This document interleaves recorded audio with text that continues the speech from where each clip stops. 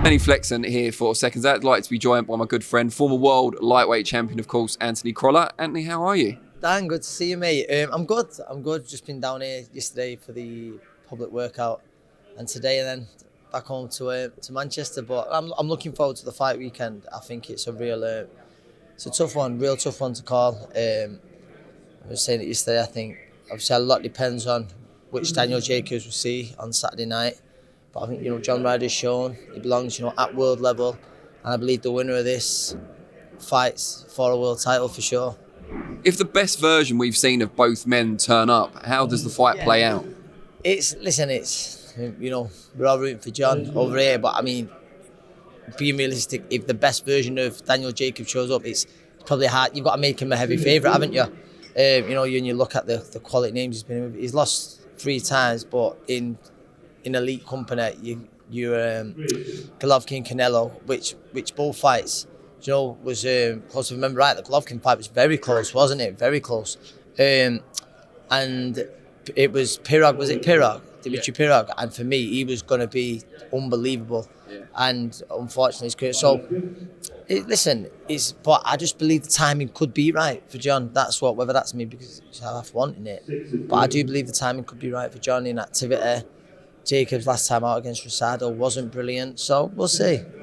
They're all kind of competing to get that big shot at Canelo at some point in the future. Is it kind of refreshing to see them fighting each other rather than just waiting? It is, and I think it's very likely Canelo's going to vacate the belt, so he starts moving up.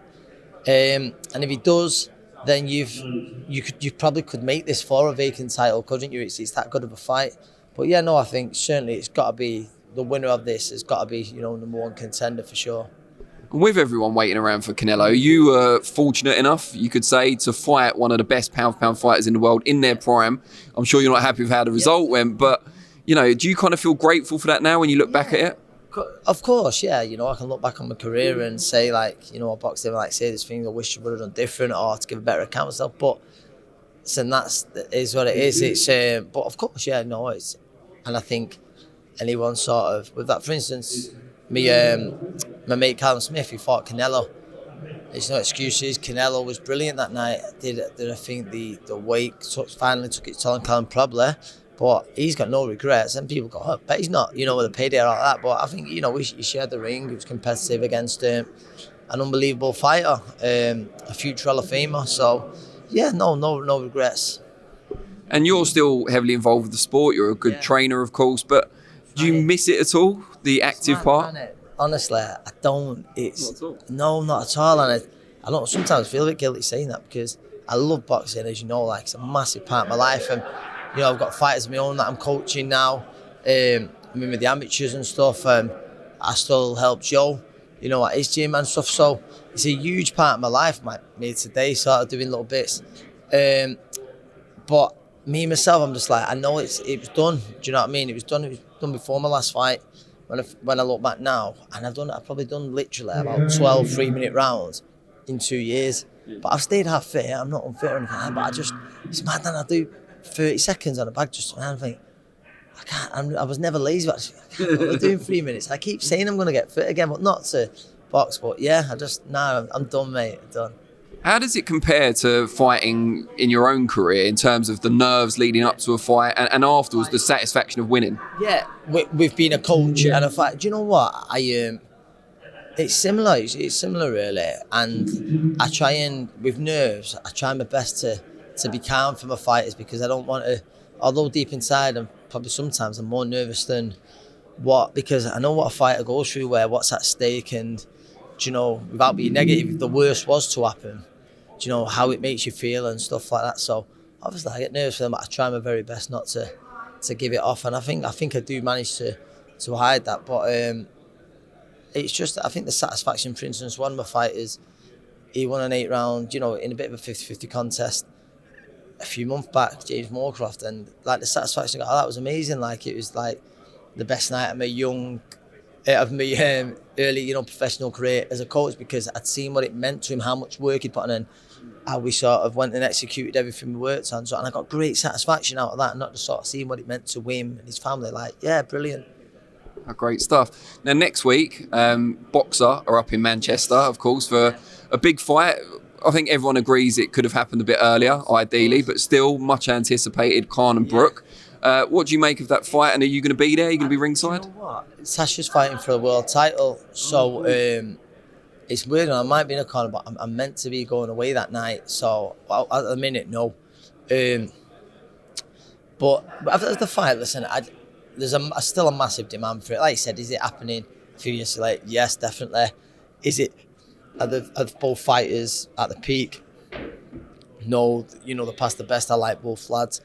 I know both lads, but each one of them, there's still great interest in it, and it possibly makes it harder to pick a winner, which I'm genuinely like, I've no idea. Does it do a few more things favour Amir with weight and stuff like that? But Kell's still got very good timing. I remember after the Terence Crawford fight, there's a little interview after it, and Terence Crawford telling him you've got brilliant timing and stuff, and it's so hard to call, so it's intriguing like that. And the amount of people who've asked me, can I get tickets? And I'm like, no, I retired a few years ago, but they just presume, and I think, bloody hell, I wish I could, like, for some people, but it's the hottest ticket in town. Would you like to see the winner, whoever it is, and even the loser, would you like to see them retire afterwards? Yes, I would, because like I say, both fighters have had unbelievable careers, both good lads, both got families, and I just believe that they both don't get nowhere near enough credit that they deserve. But I think they both admit they're both. That's why I don't mind it, as in they're both going to get very well paid. But for me, that winner and loser, for really, no matter how good the winner looks, I'd be happy to see them both retire. Now, you mentioned Tasha there. She's up at super welterweight for this fight. She's not a super welterweight. I think we can both agree on that. But does she have that skill set, that performance level that can offset the weight? I believe so, yeah. It's not an easy fight just because of the weight alone, but I believe, she carries power, certainly, at the lower weights, but she can take that up a little bit. But also, I think a boxing brain and amateur pedigree, that'll come into play, and I think, she's got a great chance of becoming world champion next weekend, and I think it's massively deserved. You see she's been in 2 fights, obviously the one with Terry Harper, which could have easily gone her way, and the fight with Katie Taylor was one of the best fights I've ever been, in a corner with. It was unbelievable, and she just come up short there against Katie Taylor. So there's girls who've had easier nights for world titles and stuff like that, but I think there's a great chance next week she becomes world champion. And when are you next out with one of your fighters? I am in March. I've got James in March the 12th. So I've got 5 or 6 fighters now on my own. So March the 12th, yeah, I'm pretty sure it's March the 12th. Is it? Next time they start getting busy, then go week after week. So March, April, and yeah. So I'm looking forward to it, and a few of them now sort of getting ready to push on. So just towards domestic titles and that. So yeah. You obviously learned a lot of the kind of training philosophy from Joe Gallagher, who himself learned from Phil Martin, of course. What's the kind of some of the biggest pieces of advice or most significant that you've got from Joe? I think just the importance of staying in the gym, and not just, it drives me mad when, like, you're seeing young fighters who are having camps for 4 rounders. You see a lot of people saying it was just always staying, at that point, 6th round ready. So if a call comes, like, you're ready to step in, and do you know what I mean? It's and I think that it's just the importance of staying in the gym. And there's good, like, when you've not got a fight comp and you're in the gym, you can work on different things. There's no pressure to work to a specific game plan or anything like that. So yeah, no, I think with Joe, just the importance of staying in the gym and getting a fighter, like, you get what you want from you put in as much effort as the fighter does. You've got to want it as bad as each other. Joe was very much like that. So yeah. What does it mean to you that it has kind of passed down the lineage from Champs Camp to Joe and now to you? Scott Quigg as well has got some fighters. Yeah, Scott's getting back into it, which is good. Scott's got a real good boxing brain. But yeah, no, of course, boxing's always been a huge part of my life. And you mentioned that around the Manchester, boxing scene, and obviously, God bless him, he passed. He had the funeral yesterday. Brian Hughes recently passed away, and he done amazing things for Manchester boxing. So I hope that I can. I hope I can have a few champions of my own, and like you say, your Phil Martins, Ryan Hughes, Joe.